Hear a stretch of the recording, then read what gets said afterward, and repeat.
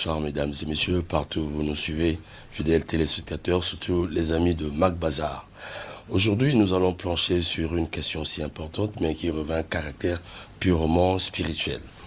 Il faut rappeler d'abord que l'Église est une lumière au cœur des sociétés humaines, et cette lumière où l'Église a souvent pour objectif d'apporter des réponses aux questions spirituelles, psychologiques et parfois même sociales de l'homme. À juste titre donc, il a été créé ici au Congo-Brazzaville en 1993, le ministère chrétien du combat spirituel, je vais dire, qui a connu son essor ici et surtout son émancipation partout dans le monde. Et nous avons pu constater donc les grandes victoires de ce ministère à travers la délivrance.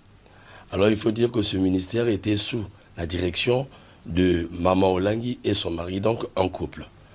Après donc le décès des deux, il faut dire que la discorde s'était installée.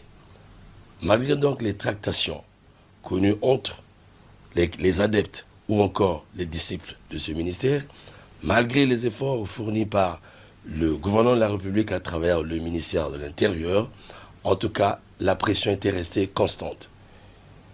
Le ministère n'a pas voulu lâcher prise dans le besoin de restaurer la paix dans le milieu spirituel congolais ou chrétien.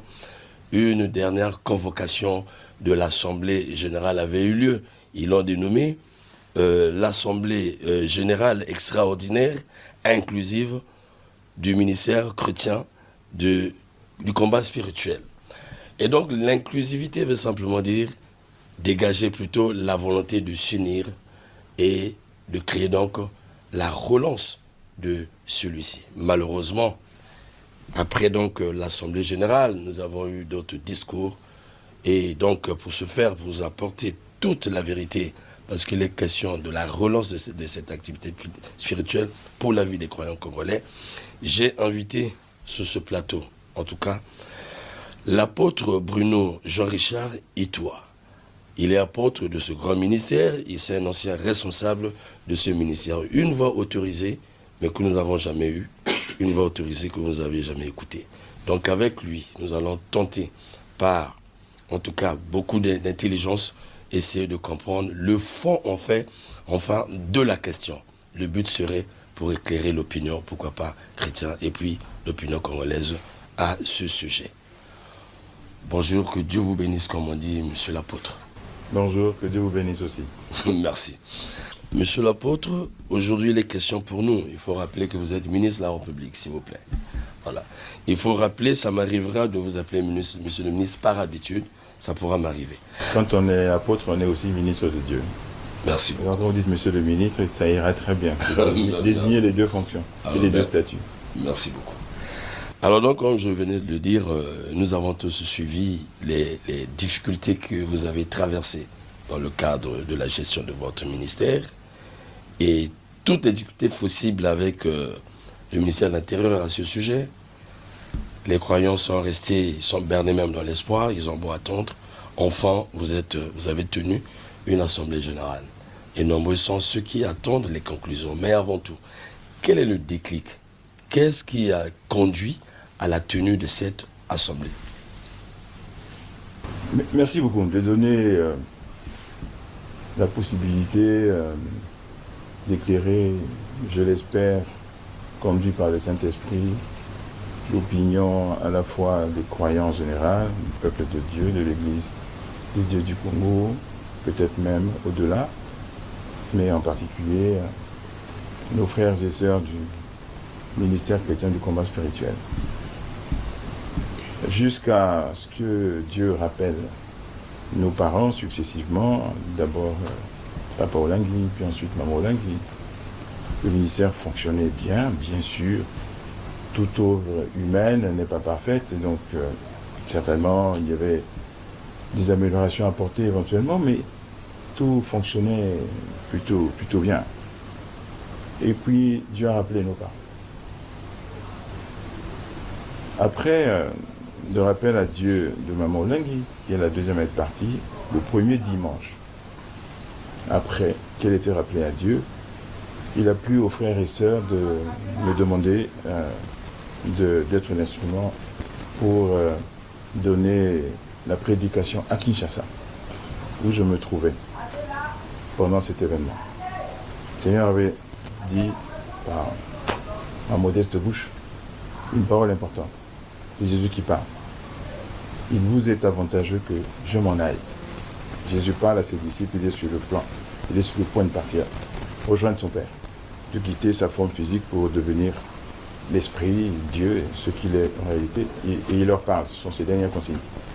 Et il dit, il vous est avantageux que je m'en aille, afin que vous puissiez recevoir ce que le Père vous a promis et que je vous ai annoncé, le Saint-Esprit. C'est cette parole-là qui est donnée ce jour-là.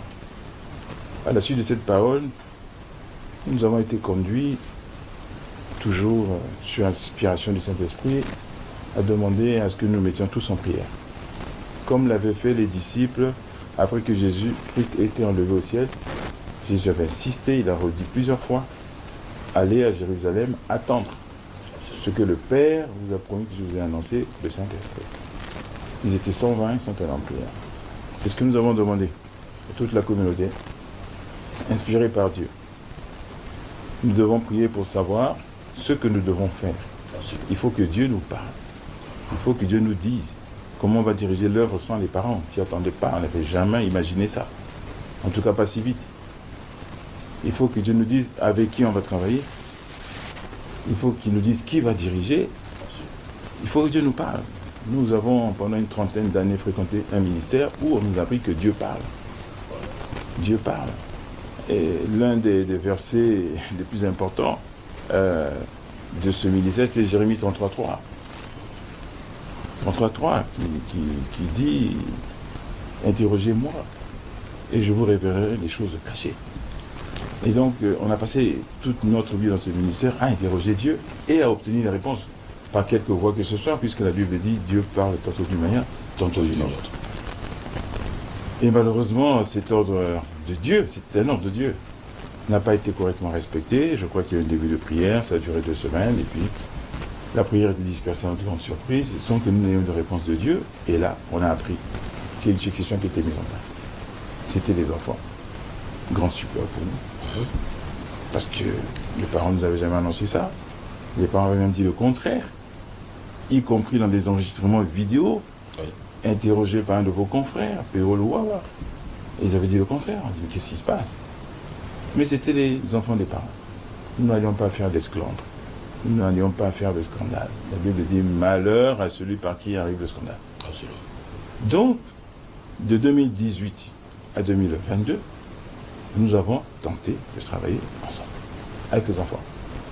La crise n'est pas apparue immédiatement après que les parents étaient rappelés, pas du tout. Pendant 5 ans, pendant 4-5 ans, de 2018 à 2022, nous avons travaillé, nous avons continué, comme d'habitude, à servir Dieu, pour ceux qui avaient été appelés à servir Dieu. Mais plus le temps passait, et plus nous nous rendions compte des écarts qu'il y avait entre la gestion par les parents et la gestion de la succession. De plus en plus d'écarts, de plus en plus de déviations, de plus en plus de dysfonctionnements, de plus en plus de dérives. Et ici à Brazzaville, nous nous sommes organisés sous l'autorité du coordonnateur national et nous avons fait un mémorandum dans lequel nous avons mis en évidence toutes les observations qui nous paraissaient relever de déviations ou de dérives et qui en tout cas n'étaient pas conformes à ce que nous pensions savoir, à la fois de la vision des parents, du message du combat spirituel, des règles de fonctionnement. Ça s'appelait dans la bouche des parents les instructions de reçues de Dieu pour ça, et de la parole de Dieu. Il y avait aussi des écarts vis-à-vis de la parole de Dieu. Merci. Mais aussi des écarts vis-à-vis des lois et règlements de la République. Quand même. La Bible est claire, c'est Jésus qui parle. À Dieu ce qui est à Dieu, à César ce qui est à César. Ce qui est à César. On a fait un mémorandum que nous avons emmené à Kinshasa, j'étais là, dans une conférence dite des leaders, dans l'espoir que nous puissions en discuter et que nous puissions nous mettre d'accord sur la façon de marcher ensemble après les parents. Voilà. Et malheureusement, nous n'avons pas pu discuter de ce mémorandum jusqu'à ce jour.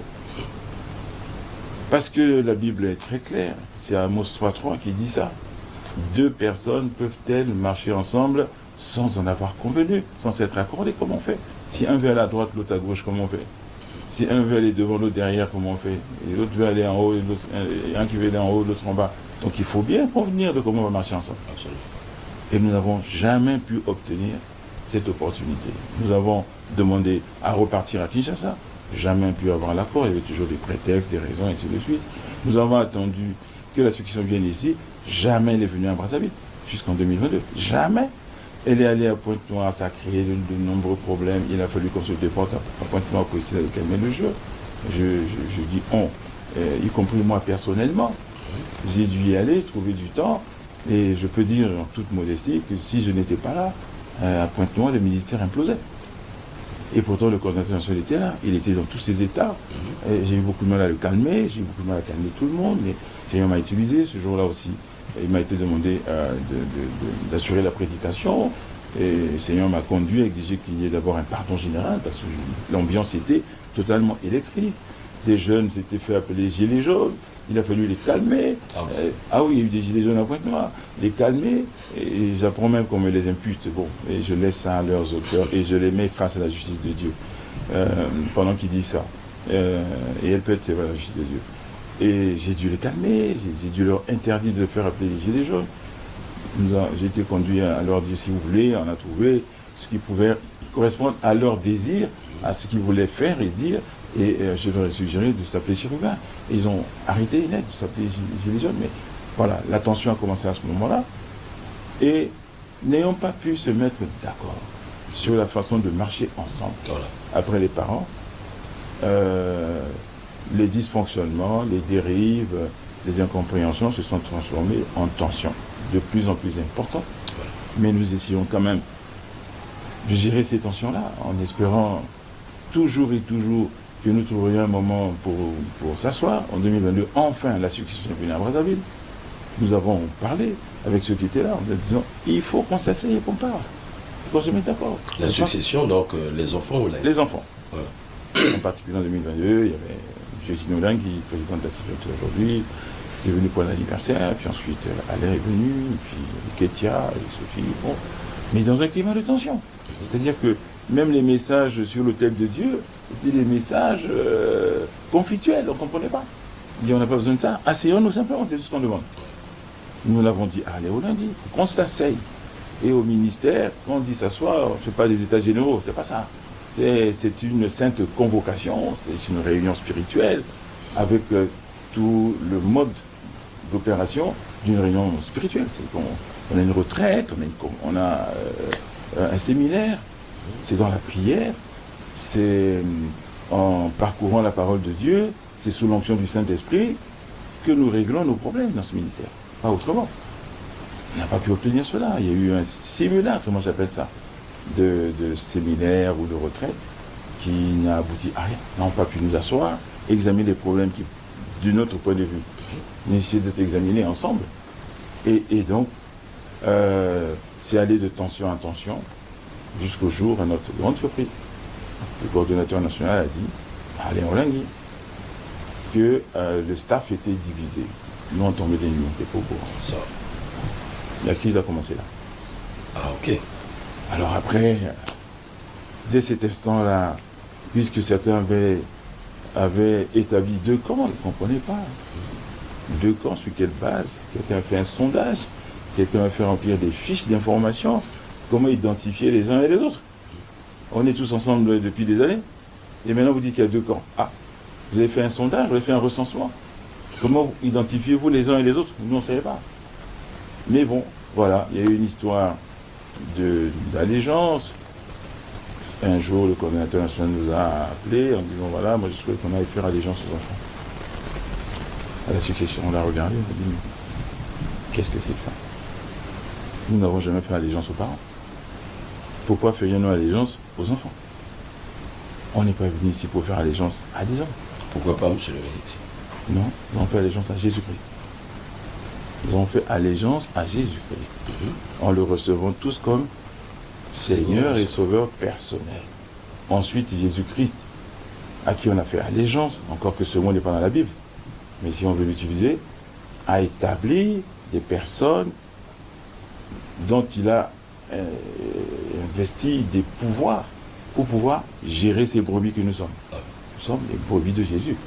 Donc faire allégeance à un homme, pour nous, c'était une aberration totale. Malédiction. Presque. Presque.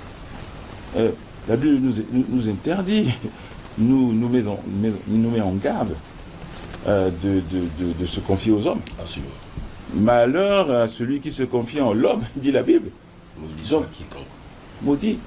Donc, comment on va aller faire allégeance? Donc, on lui a expliqué au coordonnateur. Il n'a pas compris, il avait déjà promis, il avait annoncé. Bon, on ne va pas mettre notre coordonnateur en difficulté. Une délégation est partie, moi je n'y étais pas. Et au cours de ce voyage, il m'est revenu que le coordonnateur était humilié par les enfants, d'ailleurs, soit dit en passant. Donc on était choqués, on dit en plus, on a fait ça et puis pour que notre coordonnateur soit humilié.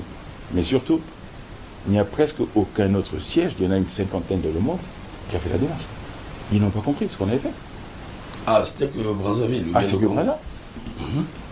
Peut-être qu'il y en a 2 ou 3 autres qui l'ont fait, mais sur la cinquantaine, la plus grande majorité n'a pas fait la démarche. On ne l'a jamais fait aux parents. C'était nos parents spirituels, c'était les bergers et bergères, à qui Dieu nous a confié. Donc l'allégeance aux hommes, non, surtout pas. Surtout pas.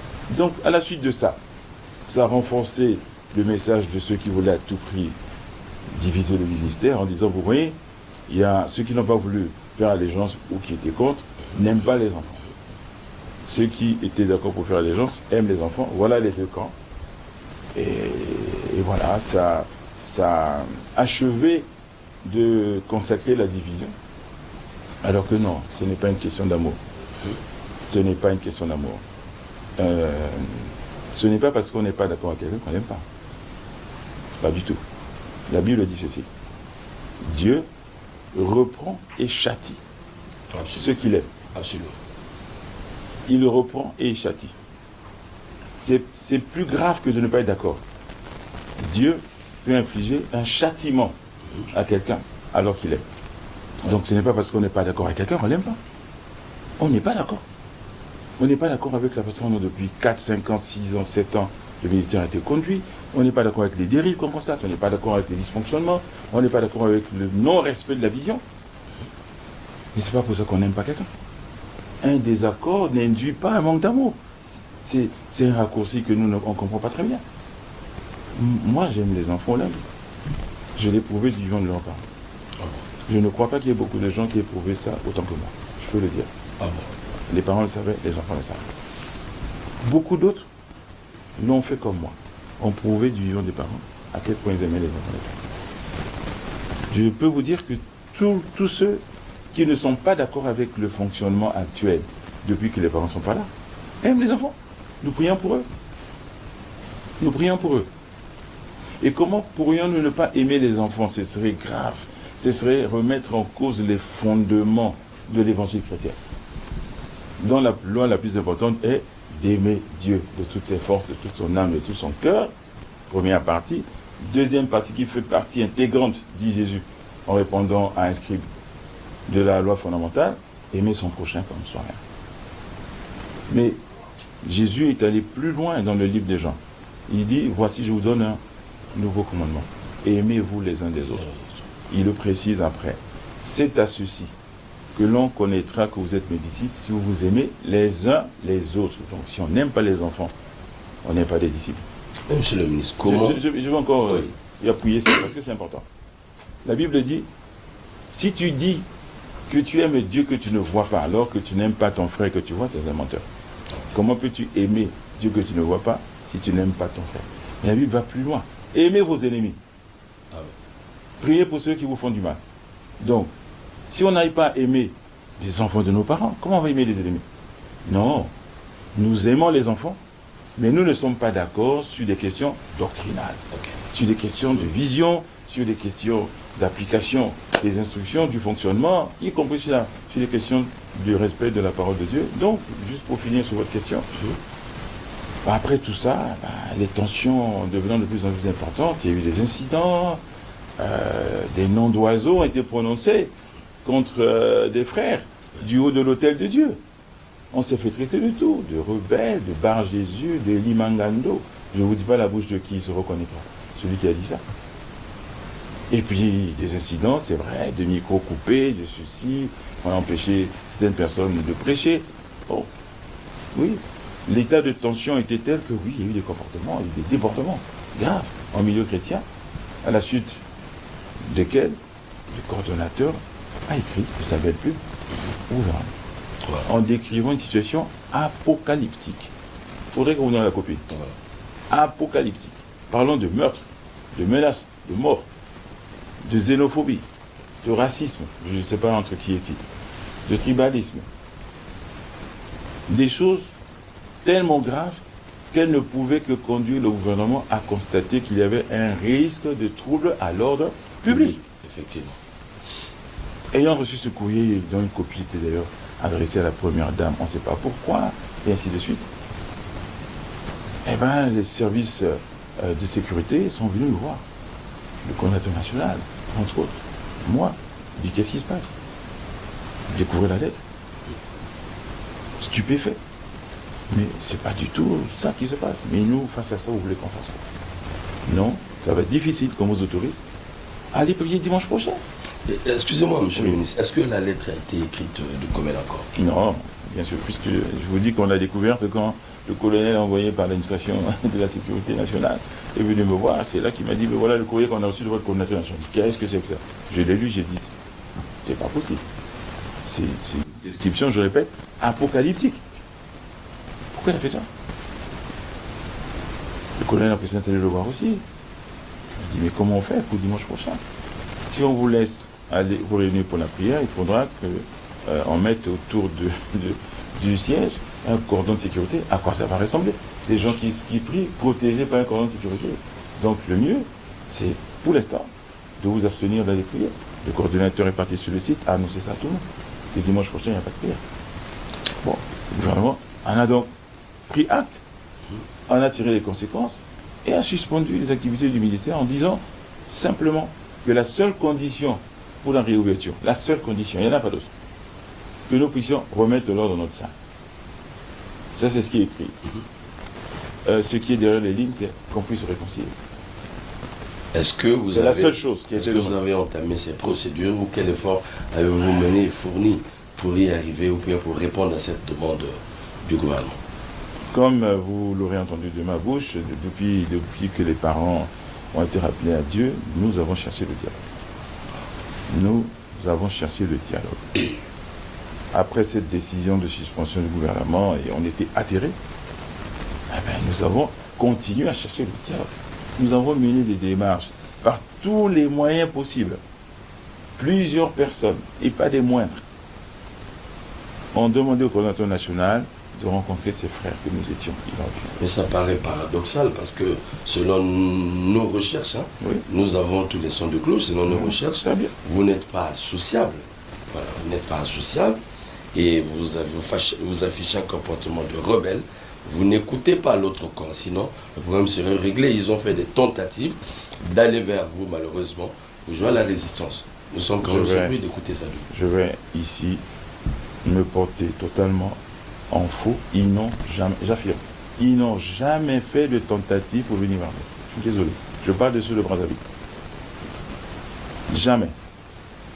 Mais nous avons fait de multiples tentatives. Je vais citer l'un, puisqu'on veut parler vérité. Le général Mott, genre de division.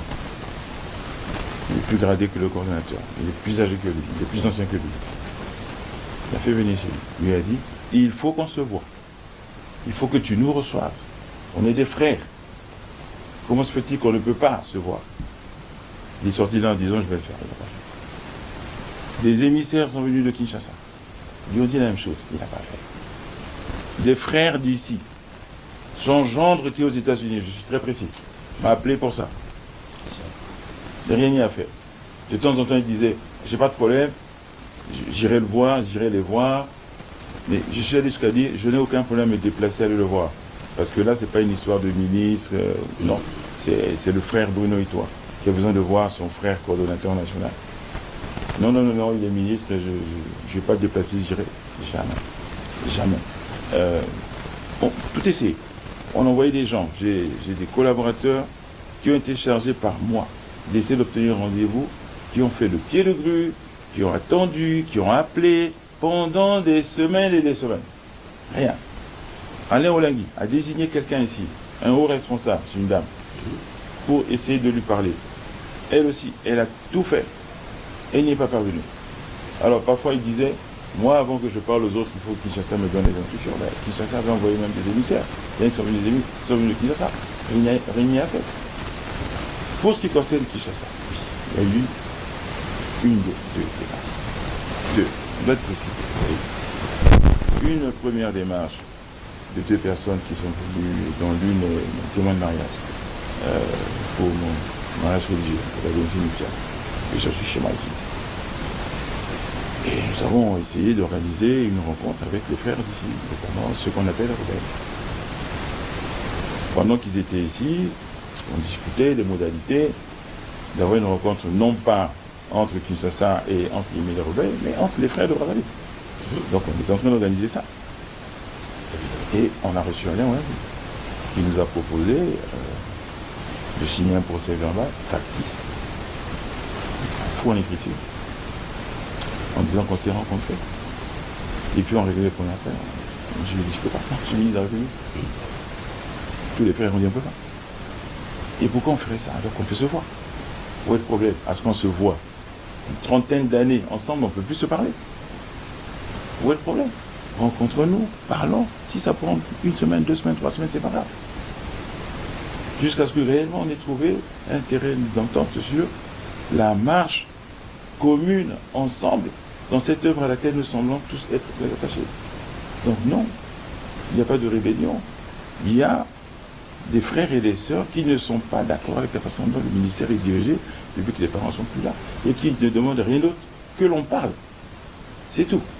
Donc, n'étant pas capables nous-mêmes d'organiser ce dialogue entre frères et sœurs de Brazza, entre frères et sœurs de Kinshasa et de Brazza, on n'a pas vu.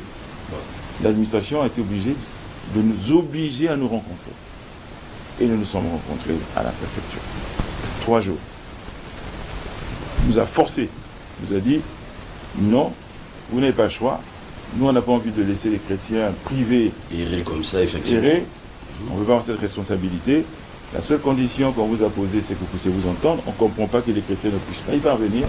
Donc, ça y est, on a fixé la date. Nous, on a été informés par les réseaux sociaux. On a dit, mais qu'est-ce qui se passe? Il a dit, non, on ne veut pas d'excuses. Allez-y, on va dire, il n'y a pas de problème, on y va. Premier jour, je n'étais pas là. Catastrophe. Un climat délétère. Non, explosif. Explosif. Le soir, on se retrouve. Je dis, qu'est-ce qui s'est passé? Moi, je n'étais pas là. Ils m'ont raconté, je dis, quoi? On en est là. Ils m'ont supplié d'être là le lendemain. Je n'étais pas sûr. Ok, bon. Finalement, j'ai pu m'organiser pour être là le soir. Le deuxième jour, à la préfecture, je suis là. Conduit par le Saint-Esprit. Il n'y a pas d'autre explication. Je propose une solution qui convient à tout le monde. Laquelle? C'était de mettre en place un comité, de passer en revue tout ce que les uns et les autres dénonçaient comme problème, de proposer des solutions pour avoir une position commune sur ces problèmes. C'est la gestion du ministère, les activités spirituelles, l'argent, les missionnaires, le rôle du siège central et des sièges nationaux, ainsi de suite. Voilà, c'est un nombre de choses de ce genre-là. Bon. Et revenir, rendre compte, pour que nous adoptions un compte rendu sur cette base-là. Nous allons ainsi pouvoir rendre compte au ministère de l'Intérieur en disant, nous sommes mis d'accord sur la façon de conduire ce ministère ensemble et on arrive à la révolution. Donc, ce deuxième jour, tout le monde est d'accord.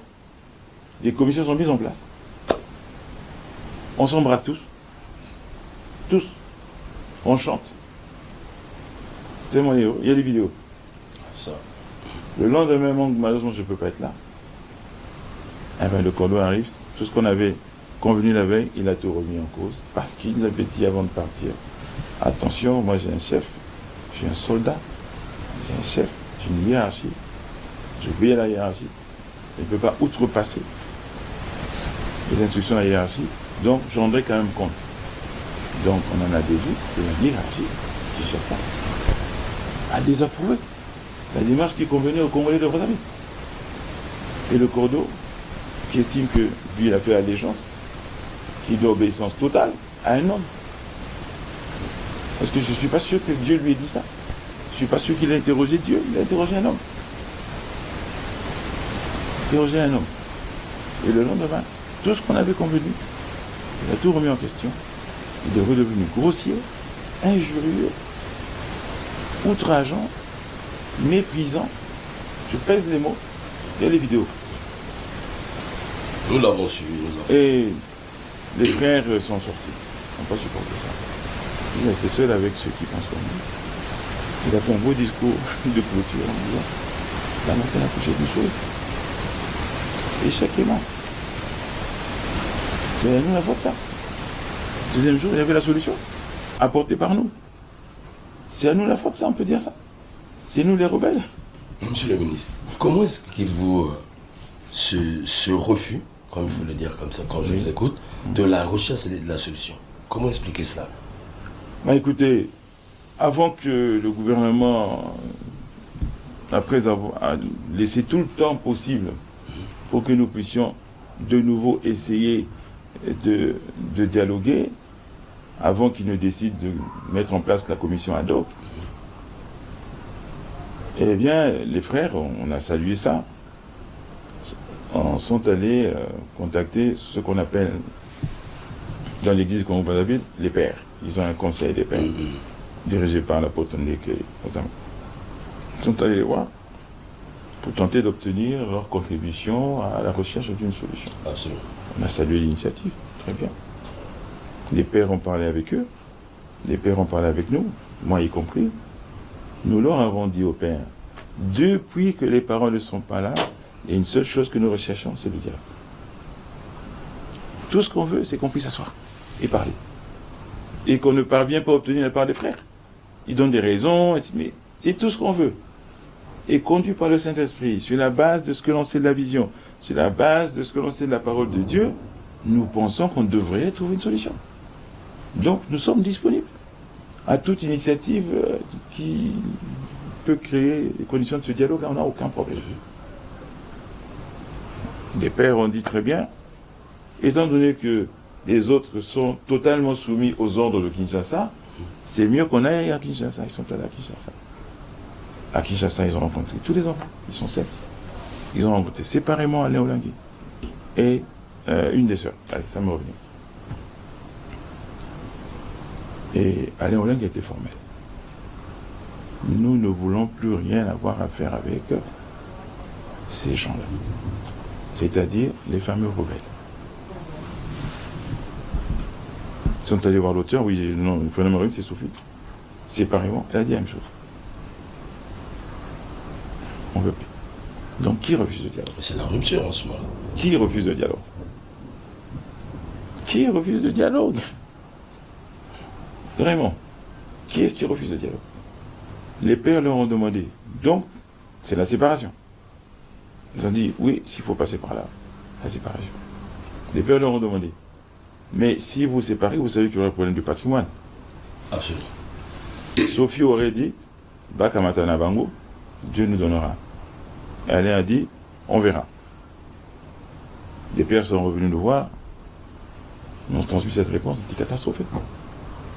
Mais nous, c'est même pas, même pour ça, nous n'avons pas changé de position. On a dit, nous sommes toujours pour le dialogue. Vous êtes les pères, essayez de les convaincre d'avoir un dialogue. Et si Kinshasa ne veut pas, nos frères de Brazza, nous pouvons parler entre nous. Voilà. On a constaté que les pères ont abandonné. Ça veut dire qu'ils n'ont pas réussi à les convaincre. Nous sommes restés toujours favorables au dialogue. Toujours favorables au dialogue. Donc, à l'échec de cette ultime tentative, à l'issue de cela, l'État finit toujours voulant. Mais j'ai vu mon gouvernement d'une disponibilité pour ce dossier extraordinaire. Parce qu'ils auraient pu fermer le ministère, c'était très simple. Ben oui. Constatant qu'on ne s'entend pas. Mais voilà, ils voulaient garantir à ceux qui se reconnaissaient de cette communauté la possibilité de retrouver la capacité à exercer leur foi chrétienne. Donc, de nouveau, ils nous ont convoqués en disant, écoutez, on va encore essayer. On va encore essayer. On met en place une commission ad hoc, 15 membres de chaque côté, 30 personnes, et on s'est réunis. 3 sous-commissions, une sous-commission vision, la vision du ministère, le message, une sous-commission texte, parce qu'on s'est rendu compte que les textes posaient des problèmes énormes, et une sous-commission fonctionnement. La commission texte a conclu à la nécessité, elle était dirigée par le préfet directeur général de l'administration du territoire. Et nous étions évidemment tous membres, enfin, les deux sensibilités, on va dire.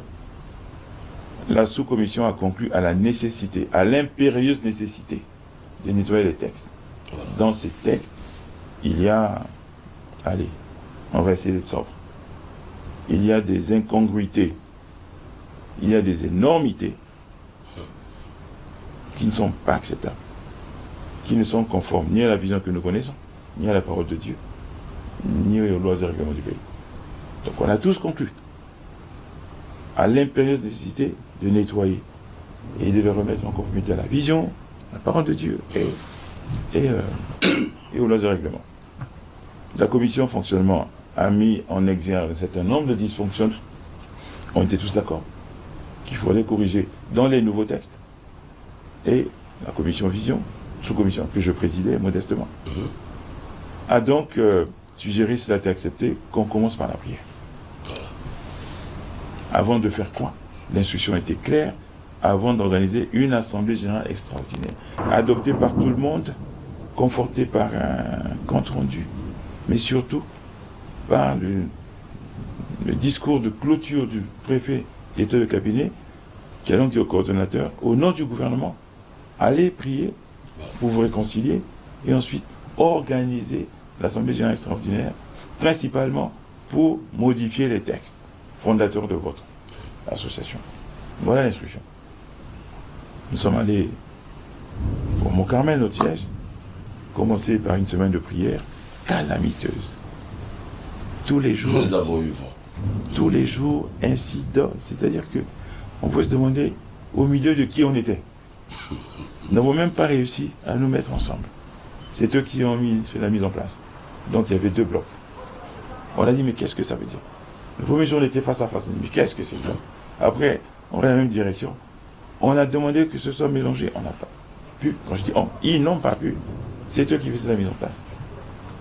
Pour obtenir que tous les frères puissent, pour ceux qui le souhaitaient, et que l'on juge apte à cela, prennent la parole, bagarre. Il n'était pas question que nous on intervienne. Ça a été habillé. Disons, voilà, 2 ans et demi on ne s'entendait pas, et donc on est tous pécheurs, et donc on n'a pas le droit de parler. On a dit non, nous 2 ans et demi en prière. On s'est déjà repenti, on a été enseigné, on a tout fait. On enseigne, là où nous sommes là-bas, sous l'égide de la Fondation pour Christ. Donc oui, parmi nous, il y a des orateurs dont nous avons pu mesurer l'onction. Comment vous voulez refuser ça? Vous allez faire venir des gens d'ailleurs qui ne connaissent pas la situation, on n'est pas d'accord. Quand on a fini par trouver une côte mal taillée, il y a un frère, moi en l'occurrence, qui est autorisé à prêcher. Visiblement, c'est celui-là justement qui ne voulait pas voir intervenir. Parce que derrière, je pense qu'il y a beaucoup de choses qui n'ont rien à voir avec la religion, qui n'ont rien à voir avec la parole de Dieu, qui n'ont rien à voir avec la communauté. Il y a des gens qui ont des problèmes personnels, de toute évidence. Chaque fois qu'ils ouvrent la bouche, c'est un flot de haine qu'on entend. C'est surprenant. Un flot de mensonges, un flot de haine, un flot de diffamation. Donc cela ne voulait surtout pas que ce frère l'intervienne. Bon. Donc une semaine de prière calamiteuse. On est sorti de là en disant, oh là là, bon, on va essayer de réussir l'Assemblée Générale. La sous-commission Assemblée Générale qui avait été mise en place pour ça, elle aussi a eu des travaux calamiteux. Tous les jours, incident sur incident, incident sur incident. Finalement, ils ont fait le point des sujets sur lesquels ils avaient des semblants d'accord et le point des sujets visiblement discordants. Et on a décidé de ramener ça à la plénière. Première plénière calamiteuse. De nouveau, on n'a pas pu travailler sur le rapport de la sous-commission chargée de préparer l'Assemblée générale. Ils ont tout fait pour empêcher, ils ont créé des blocages, ils ont mis des préalables, et ainsi de suite. Donc, première plénière, ils n'ont pas pu travailler. Alors que la sous-commission avait préparé les nouveaux textes, avait préparé l'Assemblée générale, il y avait tout ce qu'il fallait. On a compris qu'ils ne voulaient pas l'Assemblée générale. Il n'y avait pas cette volonté. Non, ils ne voulaient pas. Ça les dérangeait. Ça leur donnait l'urticaire, visiblement. Donc, finalement, le coordinateur national décide qu'il y ait une deuxième plénière. J'y suis pas allé. Parce que, bon, il y a un moment donné, quand même, je pense qu'il y a un peu de dignité, y compris de dignité chrétienne. Je ne parle pas dans le statut de ministre, de dignité chrétienne. On est enfant de Dieu, on est serviteur de Dieu. Ça fait 30 ans qu'on sert Dieu. Il y a quand même des spectacles auxquels on n'a pas envie de se prêter. Et là, c'était lamentable. J'y suis pas allé. Heureusement pour moi. Parce que ça a été pire que la première plénière. C'est encore plus calamiteux. Rien n'a pu être convenu, rien du tout. Refus, blocage. Et puis en fait, finalement, le coordinateur a dit « Je ne peux pas organiser l'Assemblée générale extraordinaire. Je ne sais pas où sont les âmes. Je n'ai pas d'argent pour ça. On ne s'est pas réunis depuis 2 ans et demi. Il n'y a pas de mabonza. » Et ça scandalise le chrétien que je suis. L'or et l'argent appartiennent à Dieu. Nous n'avons jamais dans ce ministère organisé des activités avec les mabonza. Jamais de la vie. Mais apparemment, ils ne savaient pas. 26 ans coordonnateur, apparemment, ils ne savaient pas. Jamais de la vie. Les activités spécifiques avaient des financements spécifiques. On mettait en place... C'est une quête, quoi.